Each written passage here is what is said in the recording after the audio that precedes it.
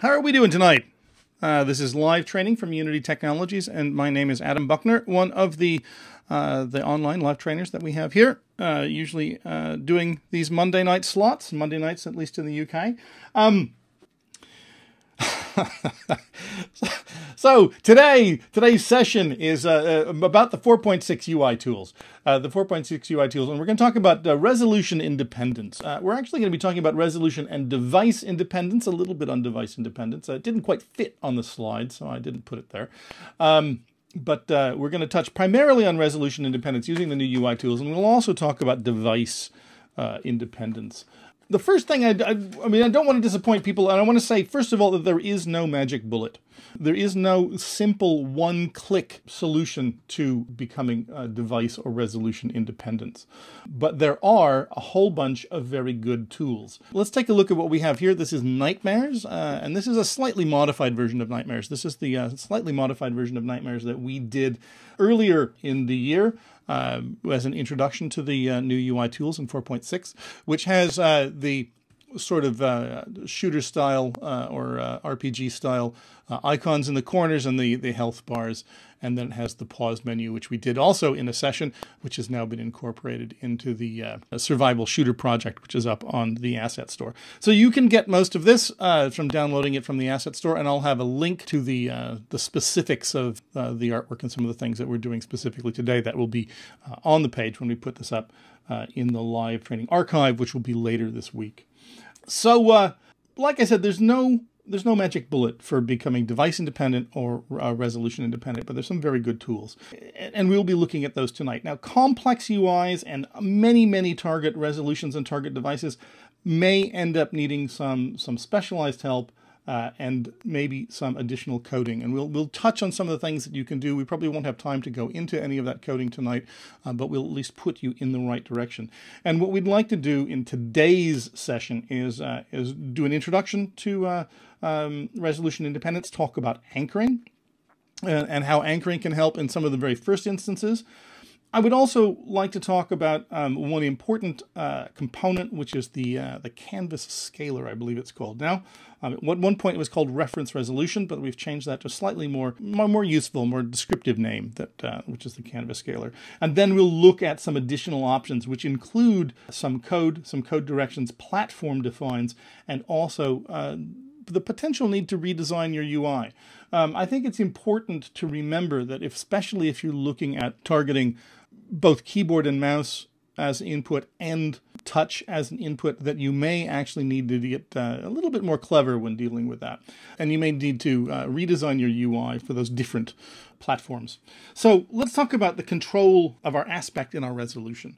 The very first place is going to be in the player settings. So let's bring Unity up here and take a look at our player settings. I find the easiest way to get there is to get the build settings, which is build settings here, and then click the player settings down here at the bottom, and that'll bring up our player settings. And so when we're dealing with, say, a web-based or standalone-based project, we can set our resolution. And here we have this one set to 1024 by 768.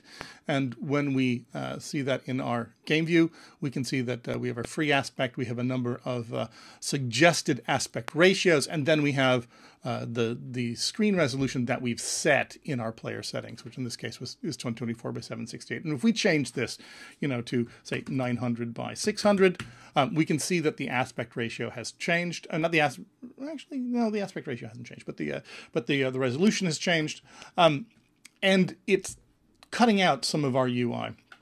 So I'm going to undo that and bring that back to 1024 by 768. And again, free aspect just simply fills, just so we can describe these, free aspect simply fills the window that we have, that we're working with. And then an aspect ratio will fill the window as best as possible, but stick to that aspect ratio. And then when we define a specific, we can set that in the menu. Now, if we're going into and we want to develop for multiple different types of aspect ratios, we look at our little list and we don't find the one that we're looking for. If we were to change build targets, we can do that. Bring up our build target. We can change our build targets to say iOS. and I can switch platforms. Now, one of the things I'd like to note is that I'm running cache server here. I'm downloading from the cache server. So the whole point to this was to show that now that I'm on iOS, we can see that we have all of these different build targets for the iPad and for the iPhone and the iPhone 4. But we don't have these when we are in our standalone. We have the standalone build size that we're setting. So anyway, so coming back, if we now look at our PC and Mac build, let's switch our platforms back again. It'll be a little bit quicker now that I've actually have cache server being happier. Okay, there we go. And if we go to our aspect ratios, we can see that we don't have those convenient ones that we want for our target device up here in the corner. But we can make more. And that's what this button is for, is we can add both aspect ratios and we can add fixed resolutions. So we can add an aspect ratio, let's say 2:3. Let's call that 2:3. And let's say this aspect ratio is going to be 2:3. And we can hit OK. And so now we have an aspect ratio that we can set. And this is not a resolution. This is an aspect ratio. It's just going to keep the sides to the height to the width in a 2:3 ratio. If we want to add a fixed resolution, we can also do that here. We can say that we want an iPad fixed resolution, and that's going to be 1024 by 768. And then we want to make another one called iPad. Oh dear, we've already used the word iPad. This is the whole point of editing it. And so let's make this one iPad portrait and make this one 768 by 1024. And if we want to go back and edit or delete these, it's a little bit obscure right now because there's only a plus button. There isn't a minus button. So you can come here and you can right-click to edit or delete. So I'm right-clicking and I can edit that, and I can call this one now iPad landscape. Okay. And then if I want to, I can delete that 2:3 aspect ratio that we aren't going to use. So that's how we can start to control the settings for our aspect ratio and our resolutions. We can set that in our build settings for our build target. If we don't have a build target that allows us to change our resolution, we can at least test for it here in the editor. We can create our own aspect ratios. We can create our own resolutions, and we can edit them so we can choose them. Now, the very first way of becoming device independent and resolution independent is anchoring. So we're going to be using this sort of 1024 by 768 size sort of as an example, which is roughly some monitors. It's the size of some iPads. It's a good aspect ratio for the game that we're using. So we're going to use that as an example. One of the problems that we have, which is that we change our resolution, and the UI no longer is visible or has way too much padding around it. In our case, because we're limiting this to our size, 1024 by 768, as opposed to free aspect, it always ends up not being any larger than it needs to be, so we don't end up with huge gaps around the outside. But if we were to do something like, say, keep the resolution the same but change the orientation, again, we've lost our icons. So the first thing we need to do is look at the anchoring system that we have inside Unity's 4.6. If we take a look at this in the scene view, and then now I'm in 2D mode, so I can look at my UI, and I'm backed way out. This is the game down here. If we look at one of the games, if we go zoom in on the player, he's way down here, and he's in 3D mode. Yay! And our canvas is way back up here, and we want to do that in 2D mode. And we're not going to go into great lengths about that. It's covered in other videos. But if we look at all of the material that we brought in, I'm going to ignore the screen fader and the damage image because they fill the screen. And so we're going to ignore those. But if we look at our hidden game over text, which is there in the middle, but it's just turned off. And then we look at our score. Let me just bring this up, put this into our rect tool, and our player icon. we're all anchored here in the center.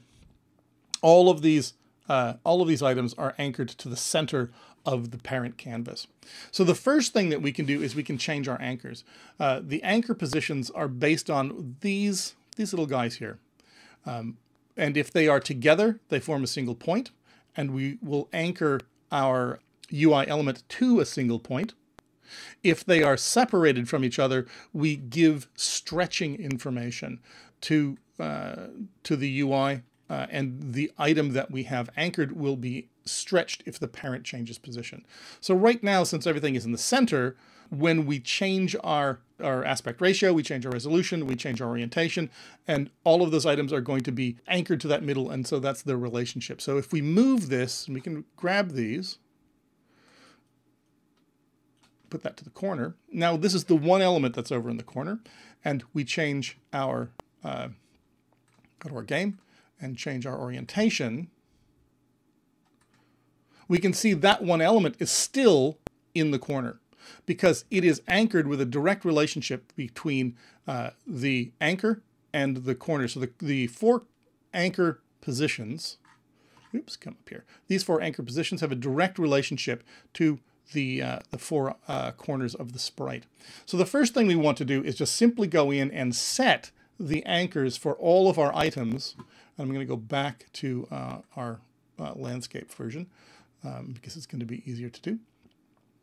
And we can go ahead and set our anchors. Now we can drag them. If we say go to the enemy icon, same thing, we can drag that anchor over into the corner. And it's snapping. It snaps to the corner. There's good snapping tools. But we can also use the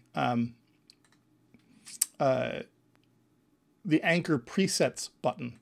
So let's grab that score text that we have here. It's anchored to the center, and I can choose to anchor it to the top. I can go down to my health and ammo sliders, and I can do multi-select. I can select both of them, and I can set those both to the upper left-hand corner. And so now when I look at them individually, we can see that the anchor is up here in the upper left-hand corner. And the offset's different for these two. So you can see that the health slider and the ammo slider are both anchored in the upper left-hand corner, but they still maintain their position in the screen. And then that pause button, we want to throw that down to the lower left. And that should pretty much be everything. Oh, nope, we've got this guy here. So we got to put him up in the corner as well.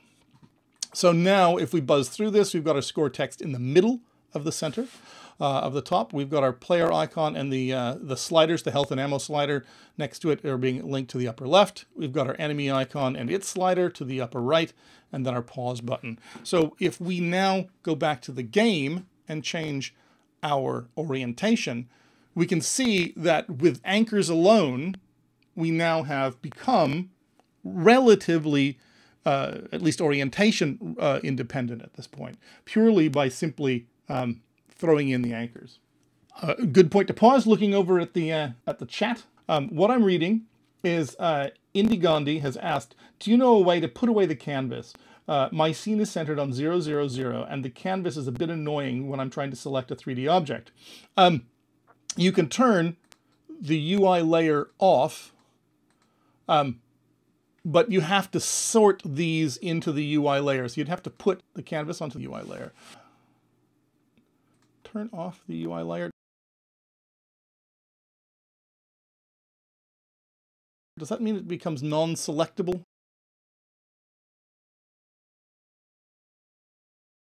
It's not something I do very often, to be honest. Let me go down to my player. Player, please. And let's try to get to a spot where my HUD canvas is in the way. Or maybe it's turned off. Layers. Turn on? Yeah, it is. Sorry, I just didn't know why I didn't. Oh, it's probably because I had it selected? I don't know. It looked like it was still there, but you can turn that on and off. You can put things on layers, and then you can turn those layers visibility off when you're editing. And I do believe if I click on this, I'm getting the paused canvas. So let's go ahead and turn that layer off and then click on this, and I'm getting, yeah, the stuff underneath it. So the UI layer should automatically be, the UI element should automatically be placed on the UI layer. And then you can go to your layers up here next to your layouts and layers and simply turn UI layers off. Okay, I'm going to carry on. Looks like Matt's doing a good job. I hope that has answered the question about moving the UI out of the way. So if we go back and look at our game, and let's come up with a new resolution. Let's add one here. And let's call this one iPhone. Tall. And that's going to be, what are they? I'm trying to remember. 640 by 480, the old ones. You can correct me. 480 by 640. And I don't remember what iPhone 5s are off the top of my head either. And so now we can see that we have a bit of an issue. We've not changed our aspect ratio, but we've changed our resolution. We've now shrunk it down to that 480 by 640. And then if we made another one, let's call this one iPhone wide. And let's set that to 640 by 480.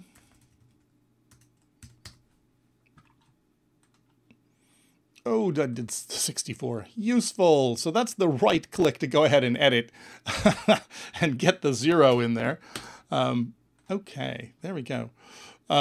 Again, we can see that as we go back and forth between these two, that our game isn't looking really the way we want it to. And what we can do with this is look at more true resolution independence. And there is quite a good bit of documentation on this. Let me go ahead and link this to you. So if we go into the documentation, not that page, and we look at the UI, and looking at the UI, we have a series of how-tos, including designing for multiple resolutions. This is done by the designers on their suggestion, very simple, straightforward page on designing for a UI for multiple resolutions. And the element that's behind this is the canvas scaler.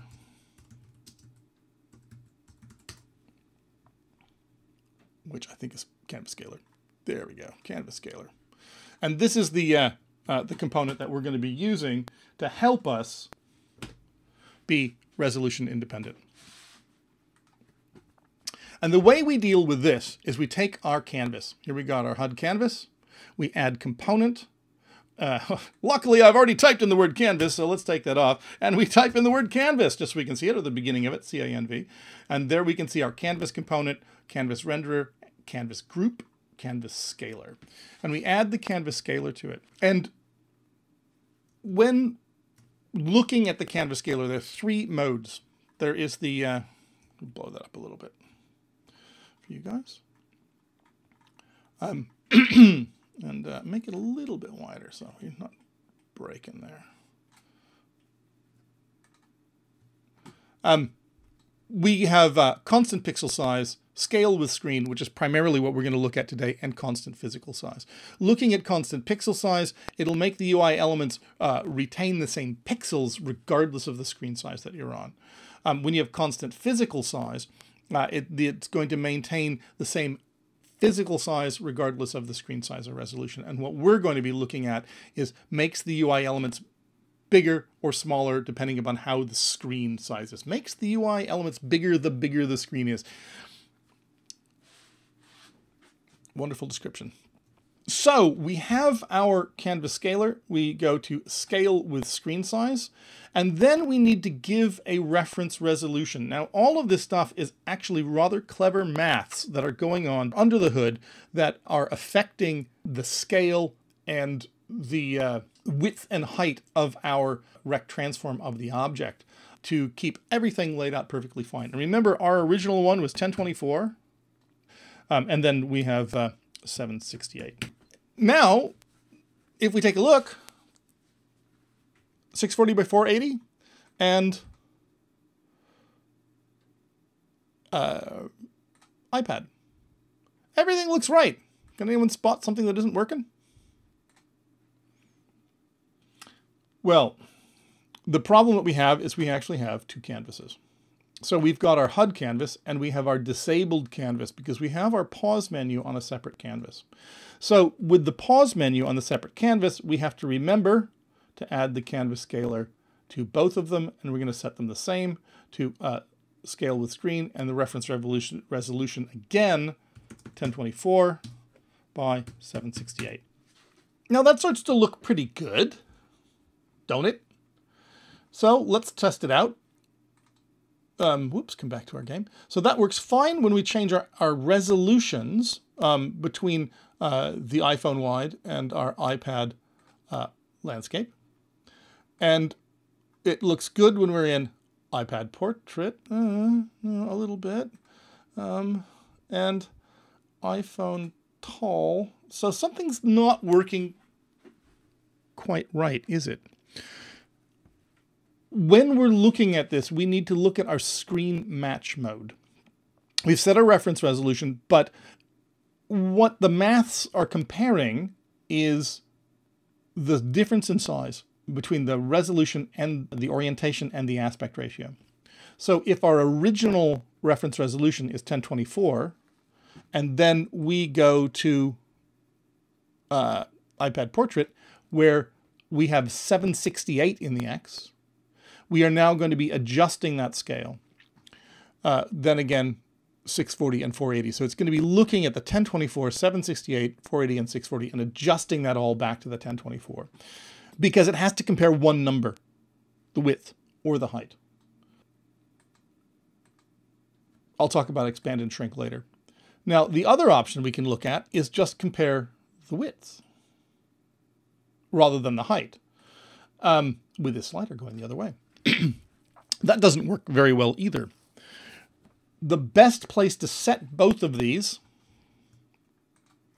is in the middle at 0.5. And what's going to happen here is it's going to take the width and the height and compare that to the width and the height of the new screen layout. And it's going to be looking at, with equal weight, both the width and the height. And since we have the same aspect ratio and essentially the same resolution, only a different orientation, whoops, come back here.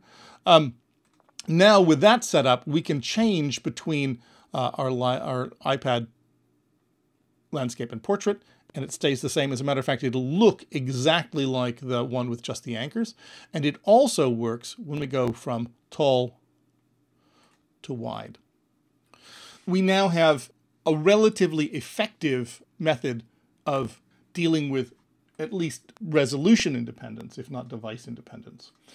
Now, when you're looking at this particular setup, if you have expand and shrink, it tries to make sure that with expand that the screen never gets smaller than the reference resolution. With shrink, tries to make sure it never gets larger than the reference resolution. And those are primarily for when you have a static background. Maybe say you have a 2D background in a game, you've got a single background that is the background for the entire game, and you don't want to go off the edges of that background. You'd use expand, you'd use shrink. They are relatively small use case, and for what we're doing here today, we're going to stick with match width or height, or in our case, 50% of both. Now, I'm seeing a question from someone whose name I'm finding hard to pronounce. Good guess, Kostrakin says, now you're adjusting the screen size in Unity. What about the deployed Android app? Does it change with mobile device screen size, or do you recompile the version for each size? I'll get to this. Device independence. There are a couple of things about device independence. In many cases, especially when dealing with mobile, you don't have a choice as to what you want to set your screen size to. When we look at bringing up the build settings, and looking at our player settings, and looking at our mobile devices, a lot of that is dealt with inside the device, is that you can pick the orientation, but the device itself is going to be dictating what its screen size is going to be. And we can start to predict that. Let's go ahead and swap over to iOS. and pray to the cache server gods. Yay, we're in iOS, thanks to cache server. There we go. And we can now test this. We should be able to, by looking at our devices. And you can see that, again, inside the editor, it's just picking 320 by 480, and that's gone down. There's the iPhone. iPhone 5 also works all right. You can see it's a lot longer and thinner. And this is to a degree where you have to start testing your own game for device independence, because a game will look slightly different and play slightly different on different devices.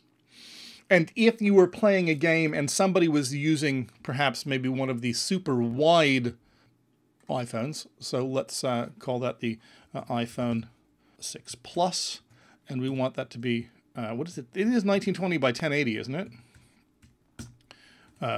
If I remember correctly, it's a full 1920 by 1080 there. And then we try to get the most of it. We're going to stick to the same, this should be the same aspect ratio within the realm of, let me just sort of separate this off. Come on, game, you can do it. Where'd you go? There we go. We're coming close. And, you know, perhaps if someone has a very wide device, they're going to see more to the edges. And if someone felt that that was an unfair advantage, you may need to go in and find some way to letterbox your game. And I'm not sure whether even the apps, I haven't looked into whether app stores will do that, but you have to be aware that if somebody has a device with a different aspect ratio, your game will look slightly different and will play slightly different on those different devices, because the camera is pretty much going to be filling that device. We can anchor our UI elements to edges, to corners, to arbitrary points anywhere inside the canvas. We can test how they work. I'm gonna move this back. Actually, I'm gonna go back to POW. Let's go back to our tutorial layout and pick the resolution. So when you're dealing with other devices, the best you can really do is test your all of the different devices that you can, and if there isn't one on the list, make your own, and make sure that your game plays as well as it possibly can. To get truly into device independence, you actually have to also start testing the device itself. This is where I want to get into something called platform defines. I think we can just find this with defines. Lots of defines here. Platform dependent compilation. This is the important one. And I think I may, sorry guys, reduce this a little bit just so we can see more on the page.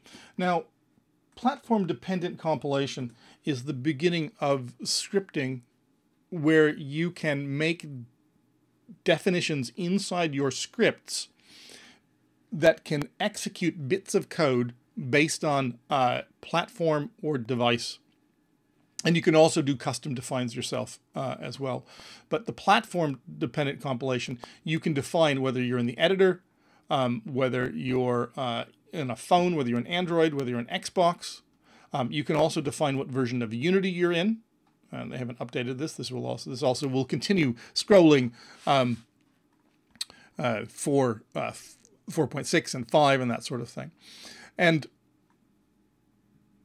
when you write your code, you can actually say, let's get to C#. If this is the Unity editor, then run this code. If it's the Unity iPhone, then run this code. So you can start to wrap up bits of code which will include enabling and disabling UI elements based on the platform that you're on. An example of that would be, what would happen if this works? This game works fine. It's meant for keyboard and mice. It's meant for PC web-based input. Arguably consoles, because you could probably get that through your controller. But this game doesn't work with mobile in mind unless you do some modifications.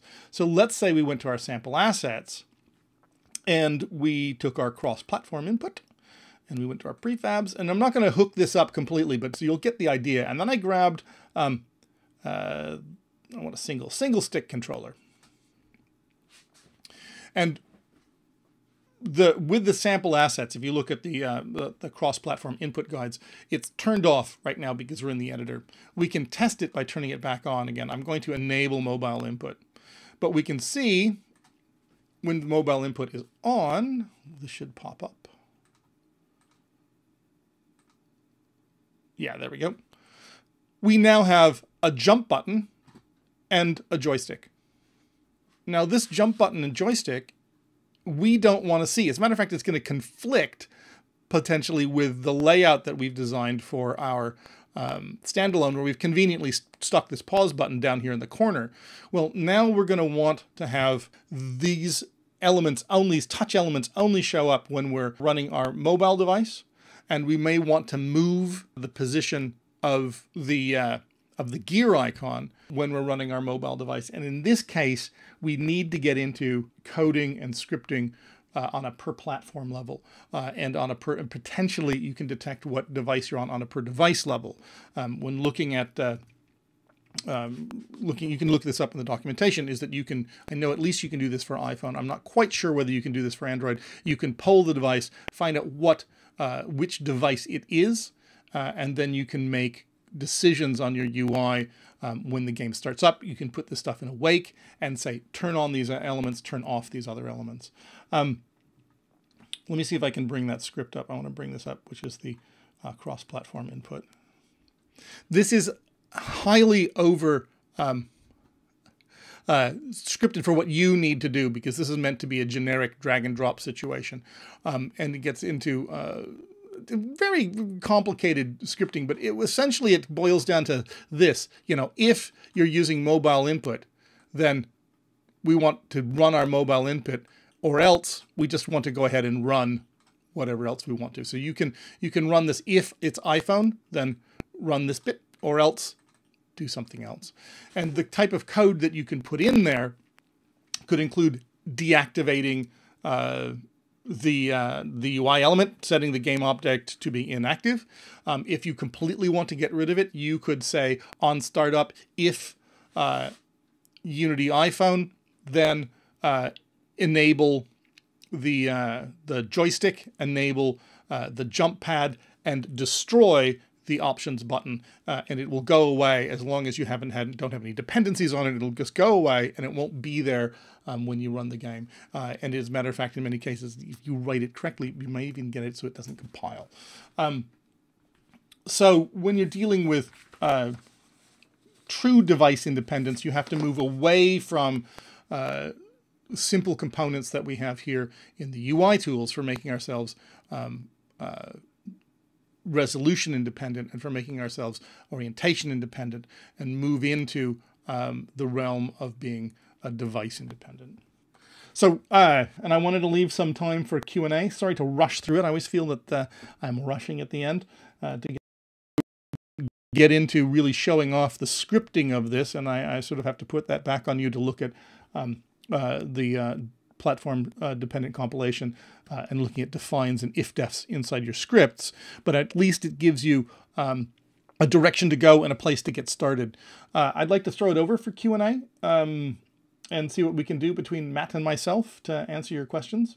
So Boya Grandma says, I'd love to see ways to swap resolutions of textures for the drastically different devices.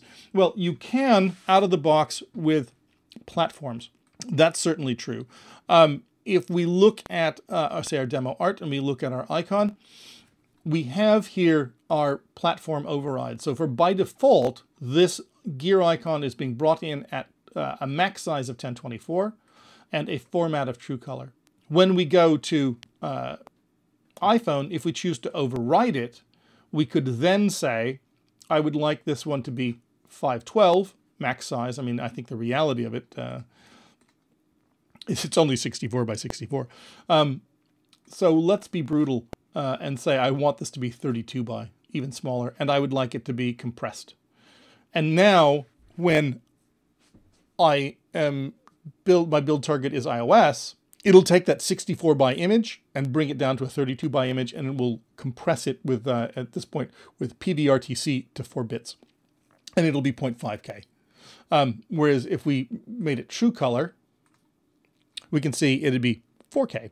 Now, it's not a huge saving, not a huge cost to begin with, but you can certainly reduce it quite a bit, even more, by making it compressed. So you can set all of these up in the importer for any one of your bits of artwork. You can override for any particular platform. If you want to get into something different, where it's you have one resolution for, say, an iPad 1 and another resolution for, say, an iPad Air, then you would need to include both of those textures inside your project and inside your assets, and make sure that they're referenced. And then you would need to poll the device, and when you were starting your game, so the scene would start and you would say, I don't know, I have an airplane game or a tank game, and if I'm on the iPad Air, I want to load a 1K texture for all of my airplanes and for all of my ships. And if I'm on an iPad 1, I'm going to use 256K. And so you poll for the device, find out what device it is, and you change that in your scripting. This could also be true for your geometry. I had a game that just crashed the iPad 1 because the models were just too high res. But worked fine on all other devices. And so I had to simply write a trap before it brought that in and said, you know, hey, what model are we using? Hey, if it's on an iPad 1, can't use that model. Got to use one that's been depolygonized a little bit. Boyle Grandma asks again, is there any kind of documentation to describe that technique you just mentioned? It's general coding. I mean, yeah, I mean,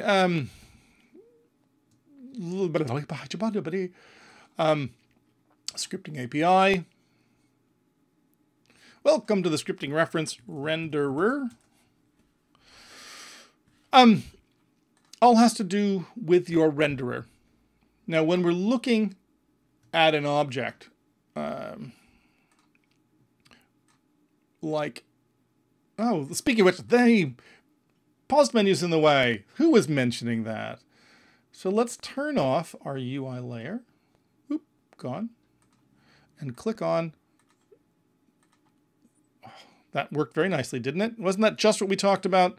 Turning off the UI layer so we can touch our object. Now, when we look at the hearse, it has a mesh renderer. That's this guy here.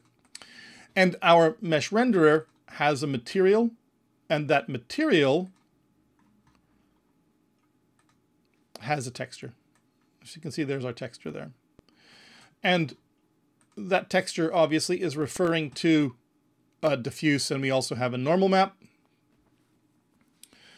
And if we want to refer to that in our scripting, we're talking about our renderer, and we have a choice of material or multiple materials, because you can have multiple materials on an object. So you're going to reference multiple materials. You also could be using shared materials. And I'm not going to go into complete detail because it depends how you set up your object, but this is a way to get started, and then you can practice this, do some Googling, ask some more questions if you get stuck. And then the material is going to have, not materials, because I want to show you the material. We'll have a reference to, I thought we could see more here, materials color. We've got to go up to the material. So let me give you some quick bits here. So there's our renderer.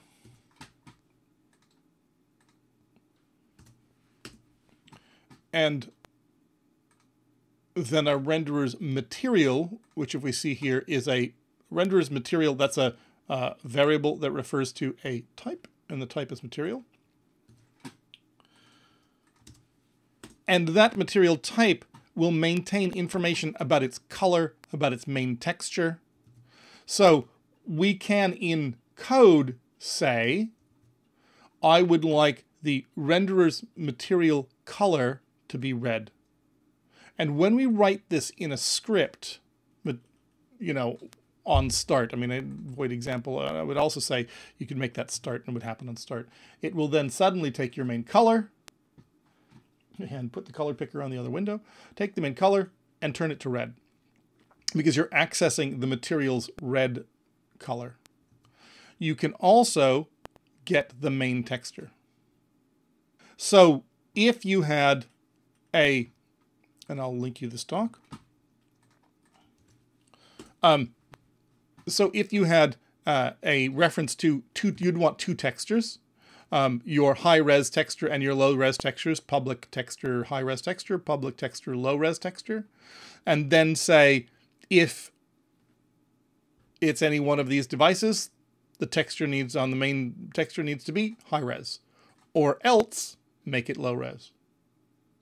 I mean, and arguably you could also do some stuff on the fly. I've seen games that will look, say, for performance, and if performance is dropping, it will reduce the amount of how far you can see in the game and up the fog level so that you can't see where the geometry goes. And so dynamically, keep the game running fast. You could have a point where you're saying, hey, if my game slows down to a certain point, swap out all the textures from high res to low res, see if that makes a difference. And see if you can keep your performance up. But then you will see that in your game. So a lot of this is balancing what's going to look good in your game and what isn't. Arguably, on a lower resolution device, they won't necessarily see those high-res textures, so you should be safe.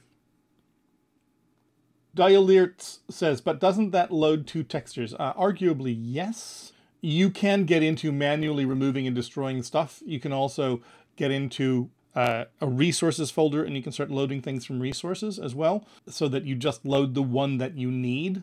Yes, if you took a public reference to each one, you would be loading them. You could also do something where you keep both textures in your resources folder. Both textures are available in your project, and then you hard load the texture, but you will have to take the time to go and get it. Your computer will take the time and go and get it. Best to bring it into once you know what textures you want, definitely bring them into your project and then reference them so they stay in your project so you don't go and reload them every time you need them.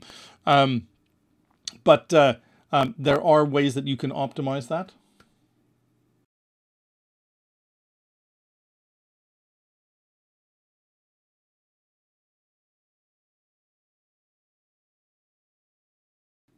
Yes, Screen does know that. Screen. And you can look at Screen in a couple of ways. Current resolution. So there are a number, I haven't actually used a lot of these recently. So you want to take a look at these and give them a try. Height and width. You can set it. So Screen class should be helping you with that, and that should be, again, platform independent. You should be able to get your screen resolution any way that you want to. Michael Miko asks, do you know how I can script a drawing brush on a get button down? Take a look at the cursor and be aware that that this supports hardware cursors on OS X, Windows, Linux, and Flash. And Flash falls back to software cursors on unsupported platforms. There probably should be a comma there, I believe. I think this is supports hardware cursors on OS X, Windows, Linux, and Flash, comma, falls back to software cursors on unsupported platforms. And you can take a look at hardware cursors in general. I'll just sort of start digging around inside cursors. You can also Google hardware cursors. It was new in Unity 4. So it's relatively new, but it's been around for a couple of years now. And so you can set that so that when your mouse goes over certain things, it turns into a sword, other things, a mailed glove icon, into other things, a hand with burning flame. So you can set your hardware cursors. Moby in Yagoob asks, when I import a 2D sprite, it will not slice correctly. Sprite editor. Slice. This is, to me, slicing this sprite. And that's a 9 slice there. This is the single, and I'm making this essentially set for 9 splice. So I can set them down here. I can make it a 20 pixel border, right, left, bottom, and top. And so that's slicing it, and then I can apply that. Now, when we look back at the game, and we look at our enemy icon, right now this is set to simple. And if you want to see the slices, you need to set it to sliced. This image does not have a border. Did I slice the wrong one? I did slice the wrong one. Let me bring in the one I was supposed to have sliced. That one. Bit funky. That border there, since we're 9 slicing, we're 9 slicing a circle. So you can see that the stretch is actually kind of funny because of the way that it's going on. But that is a 9 sliced sprite.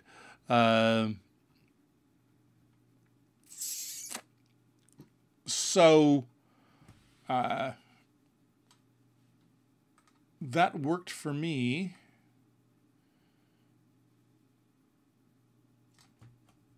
But the one thing I had to do is make sure that my image type was sliced. And I want to revert that. Sprite editor, please. Oh, wrong one. And then let's clear these out. So again, can you give me more information about what's not working right with that slice? Time's slipping away. I should wrap it up. It's already 20 minutes past. So any last questions? Using the new UI, if I use a canvas in world space mode, the text looks rough. Any tips? Yes. It has to do with scale versus size. And what I would suggest that you do is go to blogs.unity3d.com. Unity3D is the website, not the product. And then we look for UI. And world space camera. Come on, maybe it's world. Canvas, world. Let's say canvas. Limit the overview. New world space UI canvas.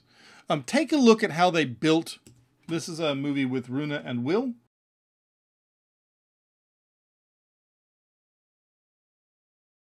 Runa is the man behind anchors and a lot of the UI, along with the rest of the UI team. And Will, who is oversees lots of content, including our esteemed learning. And see how they did that. And the big thing is that you need to deal with scale and size, whereas primarily what you want to do is leave your scale at 1:1 when dealing with UI elements that are in overlay canvases and screen space cameras and overlay and screen space. What's the other one? Gotta look. Can't remember. Canvas. So screen space camera and screen space overlay. You want to pretty much, unless you have a good reason to, leave your scale at 1 and deal with size. But when you're dealing with a world space canvas, what you need to bring your scale down. And I believe they're using a scale of 0.01. You'll have to look at the video. And then once it's small, you can then make your text big, because what happens is that when the canvas and everything is scaled at 1:1, it's large, like the full screen space overlay camera. And so then you need to reduce the font to being a really tiny font. And there's just not enough information. So you want to reduce the canvas, and with a small canvas, you can have a normally scaled typeface. And Gelatin Fox, yes, the old UI system will continue to work. Everything all the way back to UI text, GUI text, and GUI textures will work. On GUI will work. And also don't forget that all editor scripting is going to be done on GUI and on editor GUI. So you will definitely, if you get into modifying the editor, you'll need to know how that system works. And it will work fine. There's many good reasons for wanting to have an immediate mode UI. So don't discount it for making some very quick UIs, especially for testing. It's fantastic. Don't discount on GUI. It's not obsolete. We've just improved in-game UIs with this new UI tools that we're working with in 4.6. So I need to wrap it up. I guess it's thanks for coming time. Follow us at Unity3D, at the Ant Ranch. That's me. At Will Goldstone. At Matt Mirrorfish, who was in here earlier today, Matt Shell, and at Mike Geig, who we should see later on this month doing Merry Fragmas? I can't remember. Something about frags, first-person shooters, and Christmas. Merry Frag Fest. You'll find it on the website. Also, if you need to, you can find us on the Unity forums under Teaching. There's a live training thread, so you can leave comments, criticisms, suggestions, things you liked, things you hate, things you want to see. You can leave there for us, and we will get to them. We do have an ongoing list. We try to do this at least once a week. And if you have something you're really missing, go ahead and tell us. Glad you liked it. I'm glad it was useful. I'm going to go off mic. I'll be in chat probably for the next 5 minutes, and then about 5:30 I really got to go. So talk to you later. Thanks for coming. See you next week.